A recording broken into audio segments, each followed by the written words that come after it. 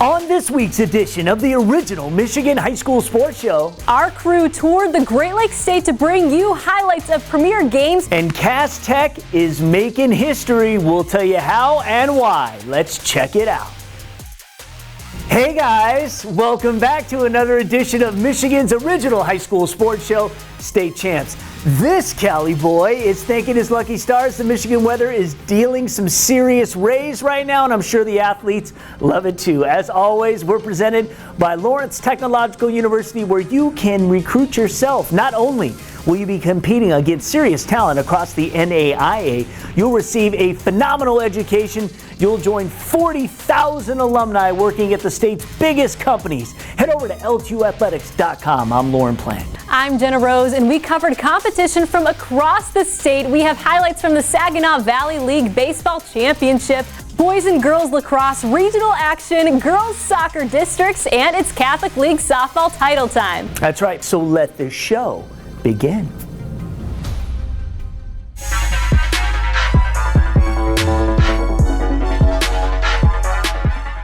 I'm Jason Hutton in West Michigan. OK White Conference baseball doubleheader rivals East Grand Rapids and Grand Rapids Christian. Former Major Leaguer Brent Gates starting his second stint as Eagles head coach. He led them to state championships in 2012 and 2013. One win in this doubleheader and the Eagles would win a conference championship. Bottom of the second, scoreless tie. Alec Koval, the base hit just inside the left field line. Plates 2, GRC had a 2-0 lead. Top of the third, though, East would fight back. Ground ball to shortstop, gonna allow Alex Kolk to come in to score to make it 2-1. Pioneers would tie it at 2 in the fourth. Then in the bottom of the fourth, couple men on for Trevor Seth. The senior makes a bid over the left fielder's head, 2 hops the wall, 2 more come in. Grand Rapids Christian takes a 4-2 lead, and they make it stand up, winning game 1 4-3 and taking the OK White Conference Championship outright. The nightcap was a wild one. It'd be tied at 2 when the Pioneers load the bases for Nick Collins, who drives one deep to center field. That gets down to plate all 3 runs. It's a triple for Collins. East Grand Rapids had a 5-2 lead. It's 6-5 in the 5th when Luke Artema singles to left field. That'll score another EGR run. Pioneers by 2. In fact, they lead 9-5, but a 6th run, bottom of the 6th, propels Grand Rapids Christian. Christian Burgess with the RBI single to put GRC ahead 10-9, and they would add on to it. Here, a base hit from Koval plates another run. Grand Rapids Christian sweeps the doubleheader with a 13-9 win in Game 2. The Eagles move to 22-9 on the season. Well, it's kind of a lot, and especially against East Grand Rapids, who's our rival, it feels really good to finally come out on top after putting in a lot of years of work for this team. We got a young team. We've got 5 sophomores, a freshman up here. So really, when you look at it, where they are right now, they missed their freshman year. So really, they're 8th graders coming out.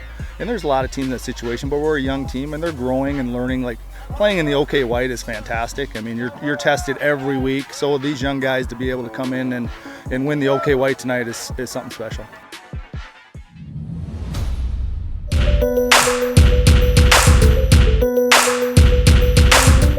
I'm Ryan Slocum in Midland, where the CHEMICS hosted Grand Blanc. The winner would be crowned Saginaw Valley League champions. This game was picked up in progress, with the Bobcats leading 1-0 in the bottom of the third after being suspended due to darkness on April 26th.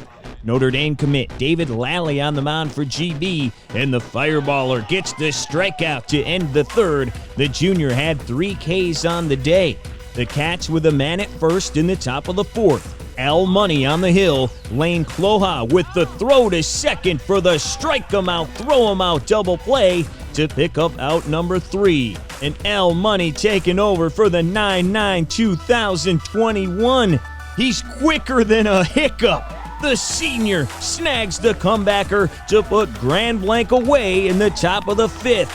Money was then at second in the bottom of the frame, trying to steal third. The throw to the bag gets away. That allows the pitcher to help his own cause. He comes home to get the CHEMICS on the board, and we have a brand new ball game tied at 1. Grand Blanc threatening in the 6th with a man at third, but Money continues to be straight cash, homie. He picks off Dylan Brown at third to get out of the jam. The CHEMICS then had a man in scoring position in the bottom of the 6th for A.J. Harvey. David Lally thought he had strike 3, but it's called a ball outside, so the count goes full, and 1 pitch later, Harvey slaps one the opposite way to left. Woha rounds third and scores, putting Midland on top 2-1, heading into the final frame, where Money would put it away with a ground out to second to end it. The senior gave up no hits and no walks in 4 innings, leading Midland to its 3rd SVL title in 4 seasons, 2-1, the final score over Grand Blanc. This honestly means the most to me and probably my team as well. At the start of the season, we didn't know where we were going to be because we had 1 returning varsity player, our pitcher, and the first day looked kind of rocky. But I'm so proud of everyone on how hard they've worked to get here and how hard they competed today, even being 1 run down. We competed our hearts out and it turned out for the better. We got paused in the middle of the season for 2 weeks and we didn't have any off-season training or anything like that, but it was just hard to get through it, and we got through it, and I guess here we are. This is a sweet one, and it's, you know, after not having a baseball season in 2020 and not really having an opportunity to work with kids over the course of the summer and a real limited opportunity this winter, it means especially sweet to win the league championship in 2021.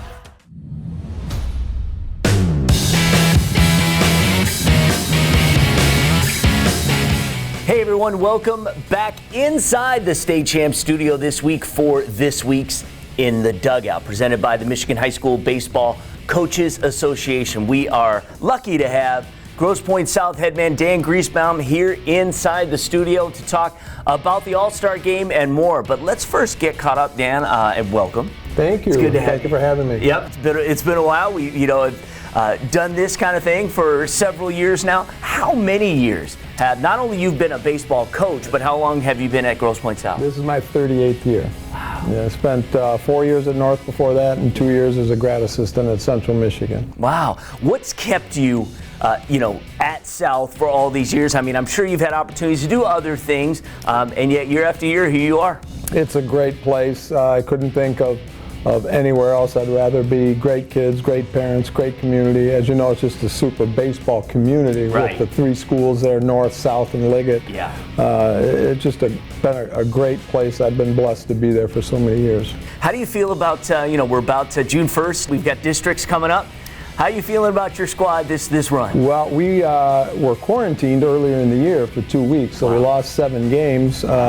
And we'd been trying to play catch-up since then, but we really played very well lately. I believe we've won about 11 of our last 13, so we're looking forward to the playoffs. Yeah, absolutely, and we were talking before we filmed this about how, a lucky break here or there is usually the difference when you're talking about teams this competitive, especially the teams that you guys will go up against as you try and make a run. 2018 was your last state championship. Right. You've had an opportunity to play for, state finals on the winning and losing side, but again, it's when you think about the tournament that's getting ready to launch, it's so fast, number one.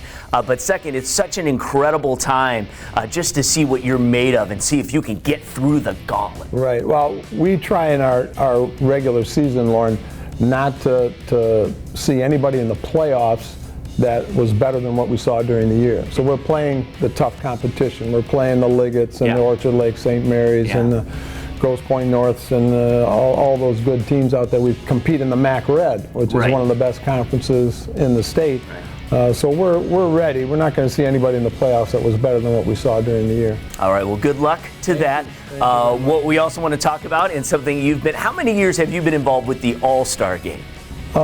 Many years. As chairman, probably the last 6 or 8, but I've been involved in the association almost since the beginning. President, treasurer, Hall of Fame chairman, some other duties. And just what makes the Baseball Coaches Association special in your eyes? Well, we just do what we feel is a great job in promoting high school baseball in Michigan. The All-Star Game at Comerica Park, which we're going to talk about. We have our Hall of Fame display at Comerica Park for coaches. We put on a great clinic at the Soaring Eagle every January, and we are also responsible for choosing the all-state team. So it's been a great organization with some super people on our board who really care about baseball in Michigan. And what would you say, finally, is the state of baseball? High school, obviously we lost last year. There was some travel ball, that some were still able to participate in. Obviously, we're getting our season this year and moving forward. Hope everything is back the way it should be. What do you think, though, is the state of the game right now and the players we're seeing from this? Yeah, I think, as you can see from this All-Star game, the state of the quality of baseball in Michigan is great. There's 16 D1 kids on this East team and 18 on the West, and there's several players who are also very high draft prospects. So it's really a great year. Yeah, that is the testament to where we are at right now, and baseball thriving right now in the state. And so what we want to talk about, Dan happened to bring the program from the 38th annual East-West All-Star Classic put on by the Michigan High School Baseball Coaches Association. That was from 2019. So technically this is going to be the 39th playing of the game, but because they did announce a team last year, they did have a 39th class, so this will be the 40th anniversary of the East-West All-Star Classic.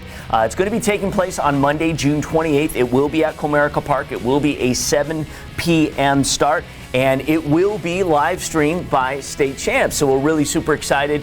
We're going to scroll on your screen the kids who've been invited to the All-Star Classic. Not all of them, for whatever reason, may not have an opportunity to play, so some others might fill in. But what are some of the notables on the rosters this year? Well, first of all, this is the year of the catcher. We have 7 catchers on these teams. Wow. 6 of them are D1 catchers. Wow. We've got 5 players who've been pretty much on most draft boards mentioned. Alex Mooney from Orchard Lake St. Mary, Anthony Migliaccio from Country Day, Saborn Campbell from Country Day, Mike Ottenbright from Trenton, and of course Luke Lido from Portage Central. So 4 of those kids are on the East and Luke Lido on the West. East has many Michigan State commits. We've got 4 there. The West has 4 actually left-handed pitchers. A couple of players going to Tennessee. Just a great mix of players. Stanford, Duke, Vanderbilt. As I said, 5 from Michigan State, Michigan, and of course all the MAC schools, Bowling Green, Eastern, Western, Central, and so on. Yeah, it's wild. And it's always a really fun event, and the important thing to know is as Comerica Park has lifted restrictions beginning in early June, hopefully we are going to be able to invite as many who would like to come. The way that things are structured right now, and so you need to pay attention to the Michigan High School Baseball Coaches Association website for more information as that is available. Right now it says online tickets order and none at the gate, but that may change. Right. And also it may open up so that anyone who wants to come enjoy the game will be able to. Right. We originally were given a maximum of 1,000, which we were obviously disappointed in because we've had, generally speaking, between 1,500 and 2,000 fans at the game. And we're hopeful now with the restrictions lifted that'll be expanded, and we'll have some ticket information hopefully shortly. I would say also the important thing to remember is that this is the final event for Michigan high school sports.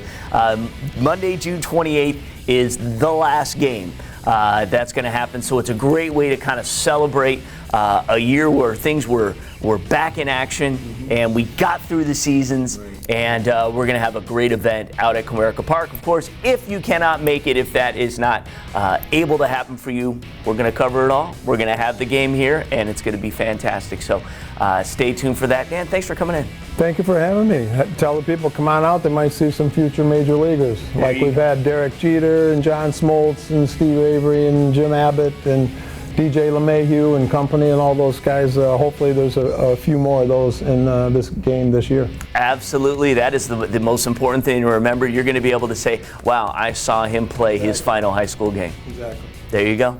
All right, guys, thank you so much for watching, and we'll come back next week with another episode of In the Dugout.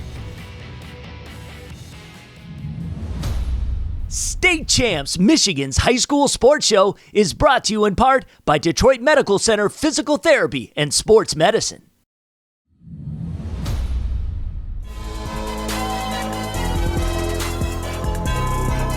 Hi, I'm Laura Ramus of DMC Physical Therapy and Sports Medicine, and today on Game Changers, we're going to show you drills to improve your vertical jump. To set up, begin by grabbing a ball of your sport, in this case, volleyball.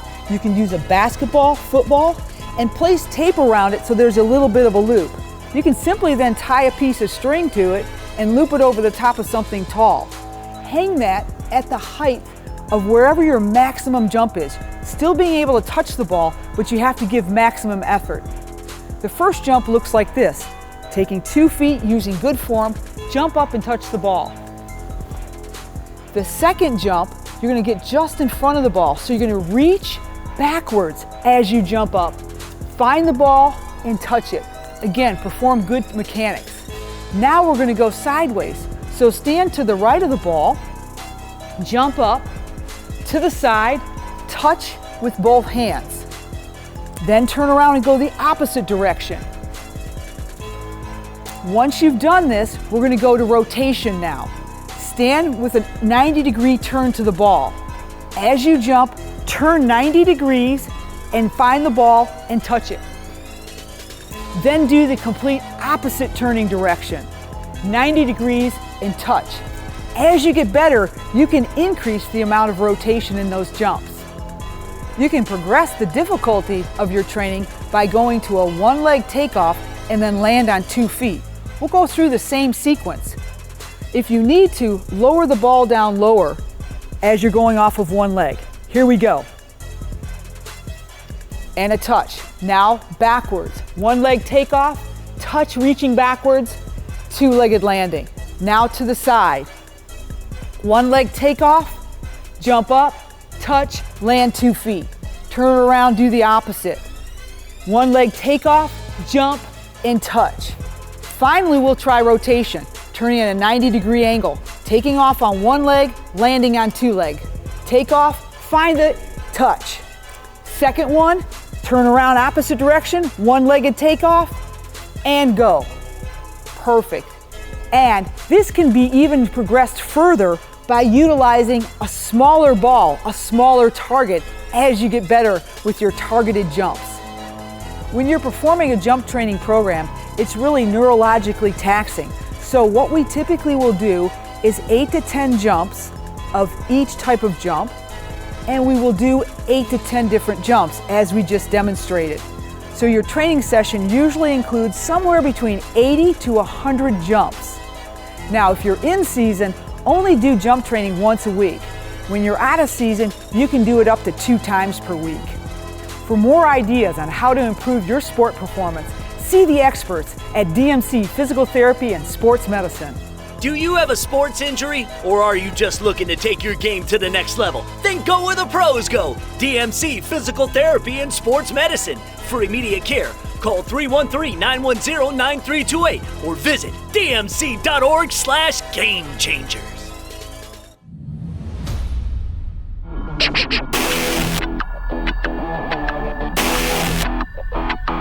We head to Southwest Michigan on the softball diamond as Three Rivers went on the road to take on the Bucks from Buchanan.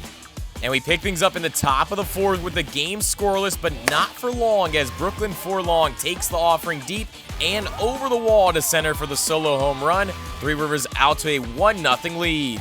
More from the Wildcats in the fifth. Chantel Bliley doubles the opposite way to right. That would score Gabby Charvet, and Three Rivers is now up a pair.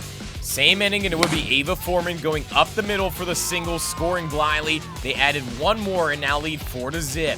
Skipping now to the top of the seventh, Three Rivers now leading 4-2. This is our total softball player of the year candidate, Callie Haviland, with the shot to left, and that one is gone. Haviland, who's committed to Alabama, just chalked up her 23rd homer of the year. Three Rivers now up 5-2.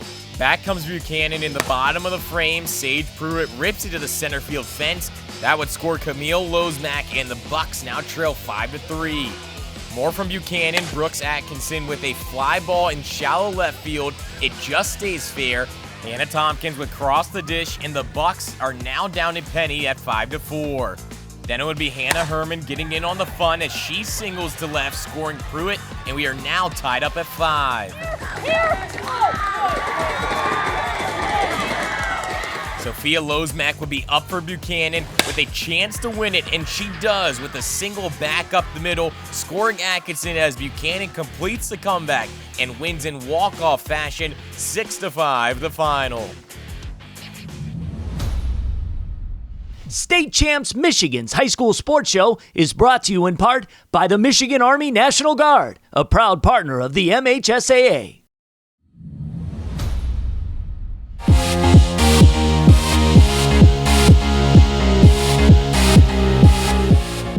On Microlitis, we take you to a battle in Birmingham for district playoff action in the OAA.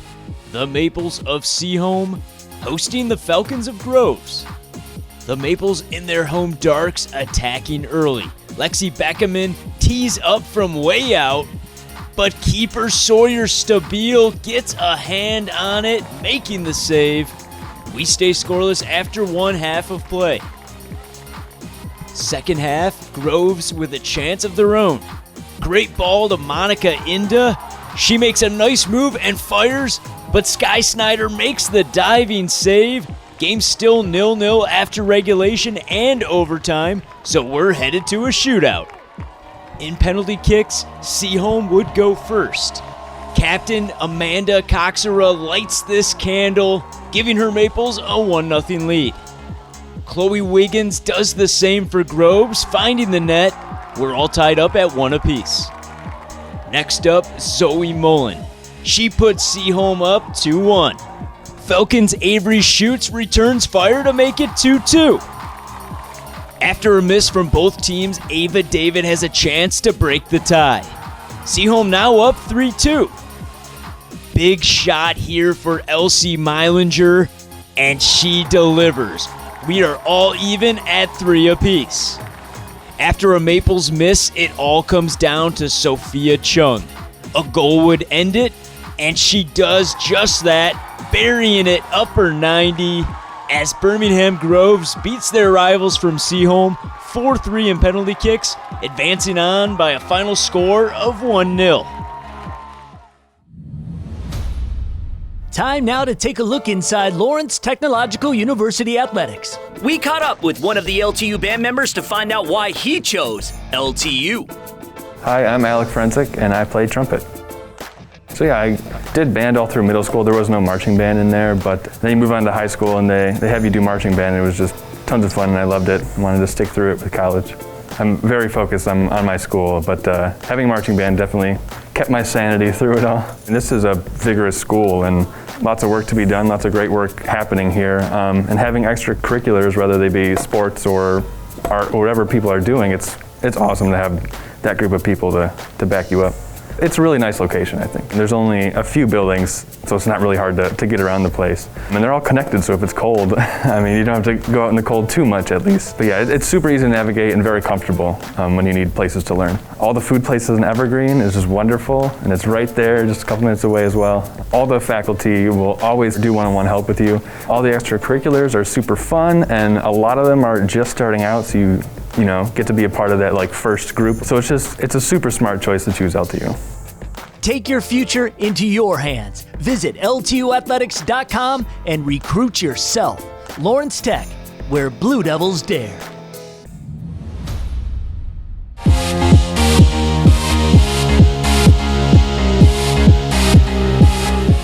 I'm Ryan Slocum at Bennett Field in Howell for an incredible Division I softball matchup with the third-ranked Highlanders hosting the state's top-ranked team, Grand Blanc. This one featured a pair of total softball player of the year candidates in the circle in GB's Kendall Kolchak and Howell's Avery Wolverton. But this one wouldn't be a pitcher's duel. Wolverton gets it done with her bat in the first. The senior hits one to shallow left, good enough to bring home Maddie Springer to score the game's first run. Bottom three now. Runner at second for Natalie Savage, who lays down a bunt. The throw to first gets away, allowing Springer to score. That makes it a 2-0 game. The senior was 3 for 4 with a double and a triple. Two batters later, Jane Anderson crushes one all the way to the fence in right. Savage scores on the RBI triple. Howell now up 3-0 heading into the fourth. But That's when the Bobcat bats come to life. Runner at third for Kolchak, who chops to short. Caitlin DeWitt, who earlier tripled, comes home. She gets GB on the board. The Purdue signee, Kolchak, also finished with 9 strikeouts, towing the rubber. Couple of batters later, Megan Martin drops one down the line and right, driving in Sydney Long. The catch right back in this thing, down 3-2. But Howell punches right back in the bottom of the frame. 2 on for Aaron Lowe, who lays down a perfect bunt. Lainey Bird slides in to put the Highlanders back up a deuce. Then it's Springer again, this time slapping it the opposite way. Madison Bunkoski comes in. Just like that, Howell back up 3 at 5-2. Grand Blanc answers in the 5th. The pitch gets away. Audrey Kranz beats the throw to the plate. That cuts the deficit to 5-3. It would stay that way until the 7th. Wolverton looking to close it out, and she does. The senior had 6 Ks as Howell hands top-ranked Grand Blanc its 2nd loss of the year, 5-3, just days after knocking off number 2 Heartland. We always talk about playing our best softball at the end of May and June, and I feel like we're getting there. I think this is great for both of us, just to have this kind of atmosphere. I mean, this is playoff atmosphere, even though it's a regular season non-league game, but this felt like a big game. We were all super excited, all day. We're all just so pumped to play, especially under the lights. It's just totally different than a normal game. But I just knew everyone was going to be excited. Everyone proved they were excited because we were loud the whole time, which makes it just even more fun.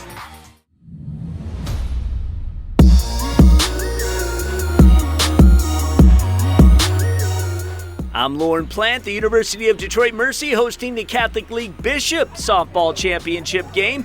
The D1 6th-ranked Farmington Hills Mercy Marlins facing the Division IV 3rd-ranked Allen Park Cabrini Monarchs. We pick up things bottom of the 2nd. Mercy loaded up the bases for Grace Nito. Hard shot knocked down by Mackenzie Noah. The flip to first gets out of the jam. Freshman Asia Barbado on the mound for the Marlins, and she was dealing early. Strikes out Reed Wyndham to end the top of the 3rd. Mercy got their bats going in the bottom of the 3rd. 2 runners on for the junior Kendall Spivey, and she drives this one out. 3-run jack. Marlins up by 3. Marlins now with ducks on the pond. Freshman Kat Burris at the plate. She hits a grounder back to the pitcher. Maya Bortman takes off, slides in safely. Mercy extends the lead to 4. Morgan Rude now up to bat, runner on 3rd, and she does her job hitting a grounder to 3rd, sending Sabrina Shea in to score. Marlins with a 5-run inning. Mercy looking to build off their lead in the bottom of the 4th. Runner in scoring position for Izzy Chaput. She does a nice job laying down the bunt. Grace Nito slides in at home. The throw not in time. Marlins up 6.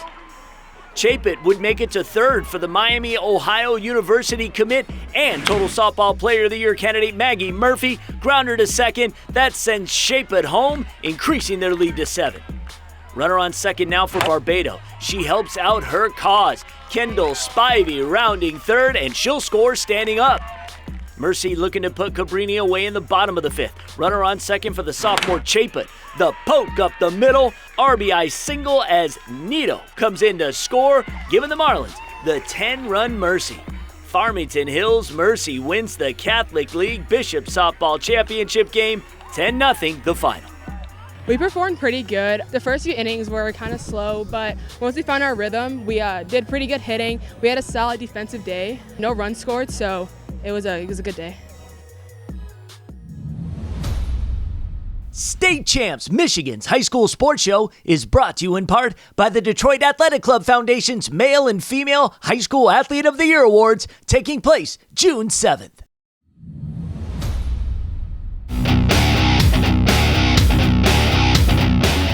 I'm Lorne Plant, the University of Detroit Mercy, hosting the 2021 Catholic League Softball Championships, the Cardinal title match featuring the University Liggett Knights and the Macomb Lutheran North Mustangs. We start bottom of the 1st. 2 runners on for the Mustangs. Reagan Ruddle with the grounder to short. Kia Borum steps on 2nd, fires to 1st, but Madeline McKee can't hang on to it. Mia Newton will score. Bottom two in the stands threatening again. Newton with a shot up the middle. Ava Herbst rounding third, but the freshman Sophia Butler with the throw from center, and Isabel Standish applies the tag in time. You're out. Next at bat for Liggett, and the Knights loaded the bases. Victoria Nugent hits it to third, out at first, but Samantha Kresnicki will cross the dish to tie the game at 1.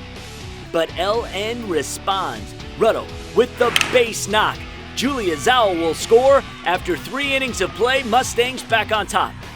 Rutto now on second. Anna Roulette in the box. Single to left. Rutto going for it. The throw is late. After 3 innings of play, Lutheran North up a deuce. But Liggett gaining momentum in the 4th. Bases juiced for Butler. Drills it deep to left center. 2 runs will come home. Knights tie it back up at 3. Liggett with a chance to take the lead with 2 runners in scoring position for Nugent, and she delivers in the clutch. Butler sent home, slides in safely. That gave Liggett the 2-run advantage. But the Mustangs loaded them up in the bottom half of the 4th. Rutto with a deep blast, but Butler tracks it down to end the threat. 7th inning now. Knights looking to pad their lead with a ribby runner on second. Nugent with a nice piece of hitting that ricochets off the Mustangs pitcher, winds up in right. Borum is in standing up. Liggett up 3. Lutheran North looking for a last inning rally, down by 3. Drake up with 2 on, and she sends it to the opposite field. It's over the right fielder. Cecilia Schill hustles home. Reese Schock now up with 2 ducks on the pond. Base hit up the middle. Brulette scores. Lutheran North only down a penny. Bases loaded now for Zowell. Hard shot back to the pitcher. Nugent knocks it down, but can't make the throw to first. Allie Kowaleski ties the game at 6. Mustangs with the winning run at third. Rutto with a chance for a walk-off. Line drive directly into the webbing of Madeline McKee's leather. This one needed extra innings. Liggett would load the bases in the top of the 8th for Nugent, who already had 3 hits. Ice water in her veins. Knights send 2 runners to the plate. Liggett takes a comfortable 2-run lead, looking to close it out. But Lutheran North wasn't throwing in the towel by any means. Georgia Youngblood steps in the box, runner on third. Ground ball with eyes, past the second baseman. Schill scores. Mustangs only down 1. But the Knights pitcher Victoria Nugent would bear down, getting Reese Schock to pop one up to the infield. The Knights infielders collide, but the first baseman Madeline McKee comes down with the ball, and that was your final out, as the Liggett Knights go on to win the Catholic League Cardinal Softball Championship. Honestly, I think this is one of the best games we've played. I think we knew this game was definitely going to be a challenge, and we knew we would have to come out hard, and that's exactly what we did, so I think we did really good.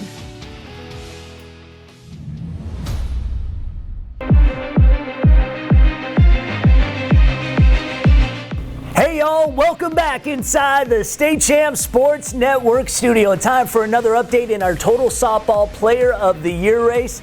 And those of you in the top 10, you can be rest assured there are no changes this week. So you are safe for at least one more week. Now, we teased last week that we thought it would be a good opportunity to kind of take a look at the top 10 we have and some on the watch list who are on the bubble of getting in about some potential playoff matchups that come up because obviously from this point forward, especially big game performance is a big part of who ends up in the Final Four, who ends up being the champion, and we do have some interesting matchups. We have some great matchups, and so when we look at the Division I, in the top bracket, to me, the top bracket is loaded. And right off the get-go in districts, you got Heartland against Howell. You've got Everett and Company against Wolverton. So that's just to get in there. But if they get through the regionals, and in the region, they've got South Lyon East, who just set the team home run record. You've got South Lyon in there. You've got Canton. You got Plymouth. So if they get through that, as I'm checking my notes, an opportunity for Ellie Sealer, who's at Monroe. By the way, Ellie Sealer is on the verge of hitting 700. It's only been done 7 times previously. And 700. 700. Which is insane. But yeah, it's amazing. So she may have an opportunity in a regional to face somebody like a Heartland or a Howell and be able to strut her stuff to try and earn her way into the top 4 and potentially win it. A little further up as we start to project out, a lot of things happen in one game knockout, but you got Grand Blanc that very well could run into Granville, which is 1 against 4. Right. And then if that does happen, they would face probably a Howell or Heartland winner in the semis. So that is that's pretty cool stuff. And then down on the lower bracket, which I don't feel like is strong, I think Allen Park has an excellent chance of making it all the way to the semis. And we got Maddie Ramey, who's on the watch list there. Yeah. But you also have Dakota, Anchor Bay, Novi, right, and Mercy. So you got a lot of our top 10 kids in there that can be competing to work their way up. Probably see Allen Park in the semis, and then we'll see who makes it to the finals. It's crazy, and that is a lot of times when the rubber meets the road, is we see these matchups, and then when we see them go head-to-head in the biggest games, what do? That's what usually sets the difference on how a Final Four is actually selected, because it's an incredibly tough process. The committee gets in the room down the hall, and we start hashing it out and saying, here's the numbers, here's the big game performances, and these districts and regionals, quarters and semis are going to say a lot. That's right. Punches are thrown, ice is administered, but in the end we come out bruised and bloodied, but we have our Final Four. I'm kidding. We do want to mention also the single season home run record is in jeopardy again, and we've got 2 of them going for it. Yes, we got Kendra Vanderluck from Otsego. She's at 23, and Callie Hevelin, who was at Three Rivers, who has 23 as of Wednesday morning. The what are we, the 26th here? Yeah, well, it's changing literally hourly. Every time I check, they've got more home runs. Yeah, I know. So that record, by the time we meet again to discuss this race, could be shattered because some, in Callie's case, I know she's hitting 3-4 sometimes in a doubleheader. Yeah, it's quite crazy, but good luck to them who, and of course in the playoffs. So good luck to all of you. We do want to mention one thing real quick before we plug the podcast, because that's really important. The top 10 in our voting will freeze on June 9th. So make sure you go to statechampsnetwork.com and vote. Don't worry about what the numbers are right now. You need to vote for your favorite, because when we do get into the mix and we play a role, hey, what was the community support around this particular individual if all other factors are even? So do that. So the top 10 is going to freeze June 9th. The voting will end June 14th. So that's after the regionals, so you've got a good opportunity to see when the voting will end. And then a couple days later, June 16th, we will announce the Final Four. And then the following week, after state finals, we'll have our champion. Now, I don't know how you set this all up, but your podcast is going to have kind of a who's who in softball this week. Yeah, well, that's what college coaches do. On very short notice, reached out to them and said, hey, the kids are really interested in what is the recruiting season going to look like in the summer. And within 15 minutes, we had a number of coaches, high-level coaches, as you'll see, that said, yeah, we want to join. So very appreciative of the college coaches that will be on the podcast today. We're going to have a lot of fun. And who are those expected? Now, granted, there could be technical difficulties. Maybe they can't make it in at the last minute, but who do you have planned on? Jackie Joseph, Michigan State. Bonnie Thole, the associate head coach at Michigan. You got Eric Oakley, head coach at Kent State University, who's recruited our area for years and years, done a great job. You got Todd Buckingham, who's with assistant coach at Western Michigan, and of course Karen Baird right here at Lawrence Tech is going to be in the studio with us. So we're going to have fun. Absolutely. So check it out. It is the State Champ Swing Away podcast. You can catch up and listen to all the previous podcasts they've had. They've all been really informative. A lot of recruiting talk, a lot of names getting shouted out. Make sure you check it out. You can go to Spreaker.com. That's the best way, State Champ Sports Network. But it's on iTunes, it's on Google Play, whatever platform you prefer. You can check out State Champs Swing Away Softball Podcast. All right, that's the update. We'll have another one next week.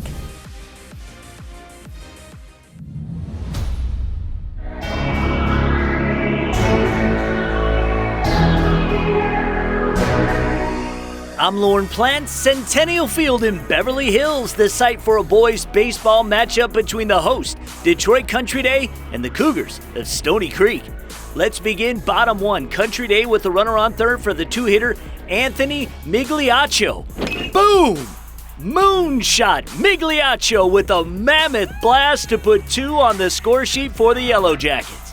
Same inning, another runner in scoring position for Danny McLean. He pulls it deep to left. Cougars left fielder Brendan Davis on his horse. Nice catch at the wall to save a run from scoring, holding Country Day to just 2. Bottom half of the inning for CD. Ribby runner for the freshman Tyler Inge. Yes, son of former Tiger Brandon Inge. Tyler, the RBI single. Alex Bono hustles home. Yellow Jackets up 3. Cougars had an opportunity with the bases loaded and 2 outs for the cleanup hitter Zach Hager. Hard grounder to third. Cole Wilhelmy steps on the bag. Heareth endeth the threat. Cougars had another opportunity to get on the board in the top of the 4th. Pair of runners on. The DH Bakari to short. Jake Yarberry flips to Inge. The double play ends the inning. On to the 5th. Stony Creek's Brock Kavanaugh in the box with a runner in scoring position. He goes opposite field, drops in. Cole Lumen crosses the dish. That cut Country Day's lead to 2. But the Yellow Jackets got their bats going in the bottom half. 2 on for the 3-hitter, Brandon Mann. Base hit past the diving shortstop. Inge rounding third. He's in, standing up. Jackets continuing to threaten, and it's Wilhelmy with a frozen rope. 2 more come home. Country Day scoring 4 runs in the 5th. Looking to pad their lead in the 6th. Runner on third for the leadoff hitter Campbell. Shot to short. He will beat the throw at first. Bono to the plate. Jackets rolling. Cougars down 7. Still fighting in the 7th. Bases full with 2 outs for Zach Jones. Knocks it to Yarberry, who gives to Inge for the final out. Country Day wins convincingly at home. 8-1 the final.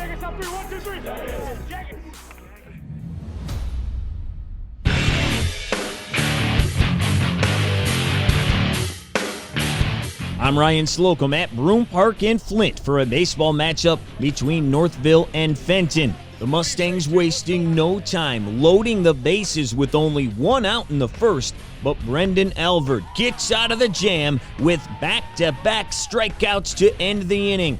Northville breaks through in the top of the 2nd. The freshman Dante Norrie sends one to right. That drives in Cullen Foley to give the Stangs a 1-0 lead. The Tigers trying to make something happen in the bottom of the 3rd, but the freshman Nolan Alvord is in trouble. He gets picked off trying to steal 2nd, and Fenton is left with a 0 on the board. Jake Willerer now on the hill for Northville in the 5th. He gets Jake Durant looking. It was still 1-0 after 5. The Tigers getting it done on the mound as well. Peyton Jackson strikes out Matt Gorski in the 6th to keep it a 1-run game.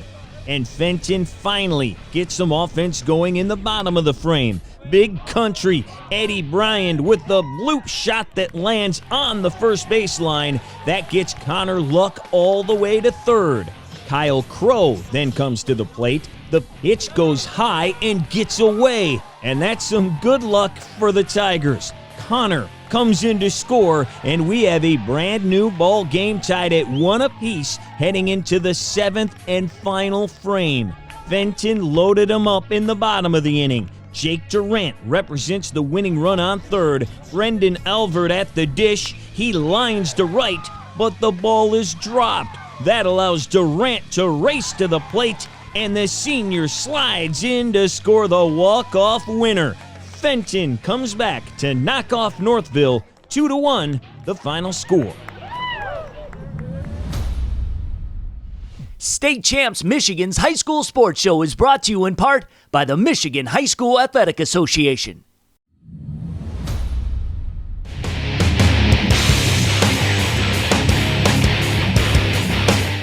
Dylan Morello here as we're in the Motor City at Castech High School for a boys lacrosse regional first-round playoff matchup. The Castech Technicians hosting the Big Reds of Chippewa Valley. Castech in just their 2nd year getting the chance of hosting their first lacrosse playoff game in program history.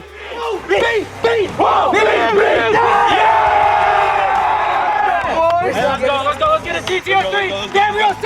1, 2, 3, 4, 5, 6. Let's get out there, boys. Let's go. We We start things off just a couple minutes in the first. Defenseman Derek Podorski getting the steal in the defensive zone, handing it off to the senior midfielder Michael Gutman, and Gutman would do it himself, going the whole length of the field, weaving through defenders, and fires a shot, putting Chippewa up 1 early.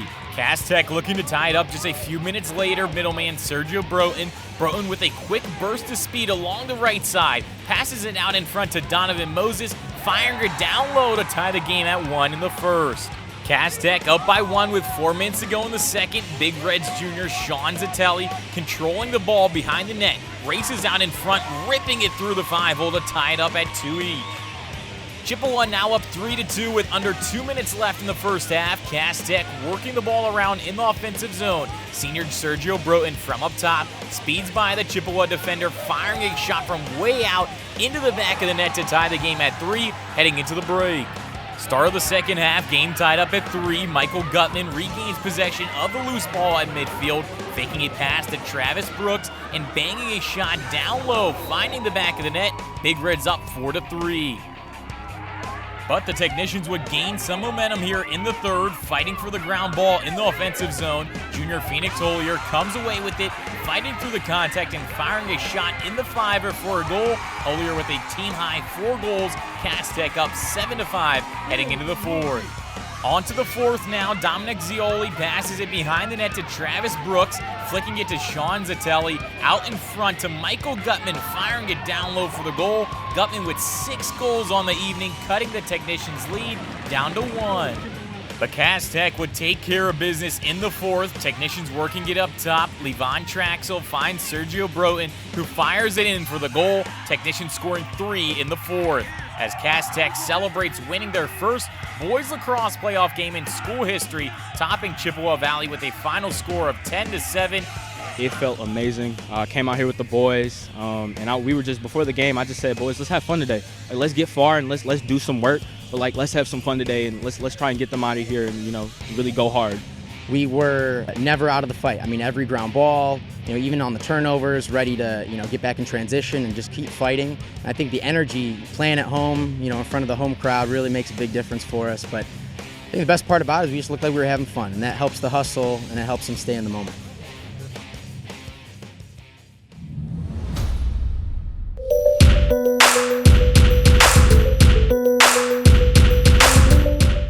I'm Kevin Czerzinski, and we go to Novi for some girls lacrosse playoff action. KLAA West Division rivals Novi and Salem getting together in the postseason. 12 days have passed since these two met in the regular season, with Novi coming out on top in a 1-goal game, 19-18. Novi got the ball rolling in the first. Senior Elena Smythe feeds it over to a wide-open Alyssa Welsh, and the senior makes the move to the center and puts it into the back of the net. Wildcats strike first and lead 1-0. More from the Wildcats, and they are on fire in the first. Senior Anna Worth working it behind the net. She makes her way out front and throws a low side strike at the goal, and it hits the twine. Novi up big at this point, 7-0. Finally, Salem would light up the board. Thanks to the freshman sensation, Melina Cotter. She takes this right from the faceoff and makes a beeline straight to the net. Nobody can stop her, and the Rocks up on the board, but down a lot at halftime, 14-3. To the second half, Salem not giving up just yet.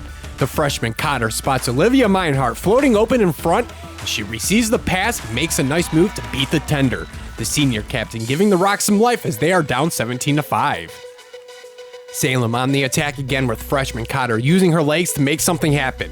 She lets it loose as she is swarmed by a few Wildcats, but the junior keeper Aisha Ramin is there to make the stop and collects it for the save. And this game was all Novi as the Wildcats came out strong from start to finish.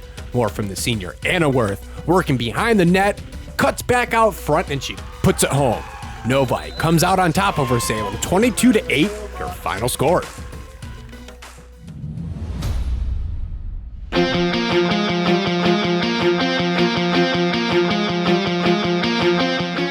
I'm Dylan Morello, and we go to Hudsonville for a Division I girls lacrosse first-round matchup from Thursday night as the combined squads of Forest Hills Northern Eastern took on Hazlitt Williamston. And we pick things up early in the first half. Hazlitt Williamston in grade down 2-0. Natalie Kurdzio finds Brea French, and the sophomore goes top shelf for the goal. HW down 2-1. Back comes Northern Eastern 5 minutes later. Lexi Slika with the dish to Elena Davis, and the sophomore stuffs it home to put them up a pair. And they would score 3 more goals to close out the half. Maggie Messler gets it to Slika in front for the goal as Forest Hills Northern Eastern went into the break up 6-1. And they would keep that momentum going into the second half. Good pass work here as Slika, once again showing her offensive prowess, finds Messler to put Ennie up 9-1. Northern Eastern continuing to control the play in this one. Slika once again feeding it to Taylor Saipian to put it into the back of the net as Northern Eastern goes on to beat Hazlitt Williamston in a 13-2 final. They'll take on the 7-time defending state champs Rockford in the regional semis next week.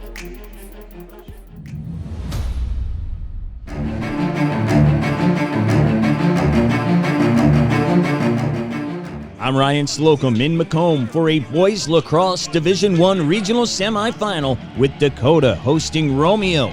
We'll pick it up with under 2 minutes left in the first quarter. Cougars senior captain Robbie Damron gets around the defender, speeding out in front. He tucks it into the net, putting Dakota up 1 after 1. They were up a deuce in the second. Anthony Toko knocks the ball free. It scoops it up and sends it to Damron, who shakes the defender and fires it home. Damron with a team-high 4 goals on the night.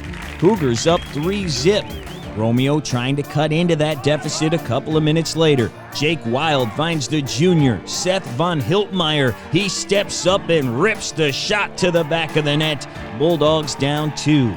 Then, with 2 minutes left to play in the half, Andre Mellis up top and over to Brandon Horoff. The senior skips it past the keeper for another tally. Dakota scores 4 times in the second. They take a 6-2 lead at the break.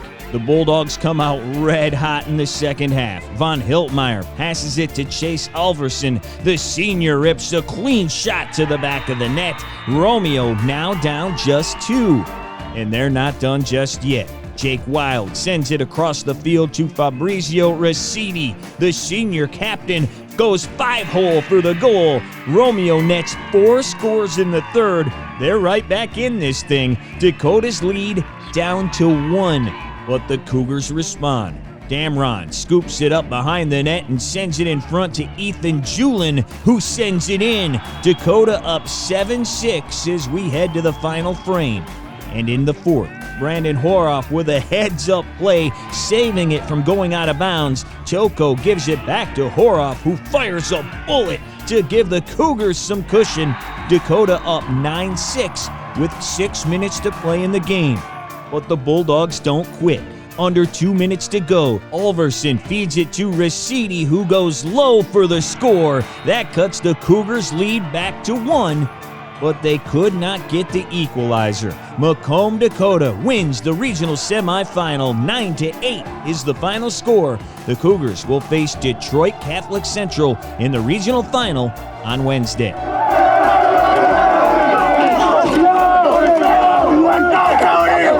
Feels great. All the guys put in a lot of work this week at practice. It really helped our intensity at practice. We have great coaches out there. Coach Mike really energetic with us, always yelling, screaming, getting us hyped up.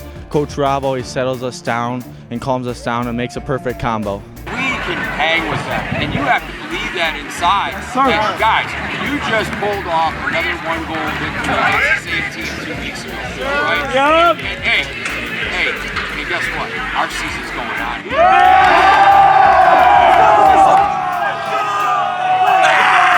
Let's go!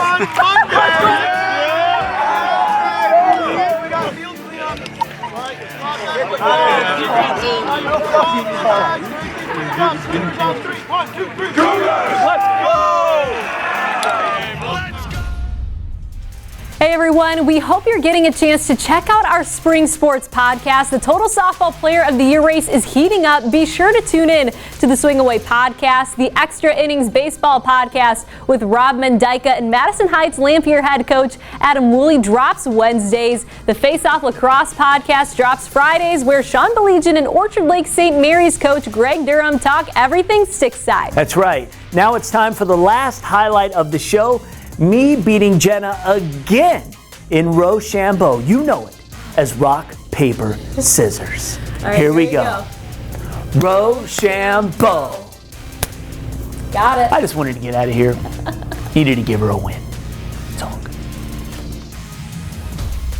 State Champs Michigan's High School Sports Show is presented by Lawrence Technological University. LTU offers over 24 varsity sports for men and women, along with several dozen world-class undergraduate programs. Athletic and academic scholarships are available in all sports. Visit LTUathletics.com and recruit yourself. Also brought to you by the Michigan High School Athletic Association, promoting the value and values of educational athletics. The Michigan Army National Guard, a proud partner of the MHSAA. The Detroit Athletic Club Foundation's Male and Female High School Athlete of the Year Awards taking place June 7th. Detroit Medical Center Physical Therapy and Sports Medicine. Do you have a sports injury, or are you just looking to take your game to the next level? Go where the pros go. Visit dmc.org/gamechangers. And the Michigan High School Baseball Coaches Association, a proud partner of State Champs. For all things high school baseball coaching in Michigan, visit MHSBCA.org.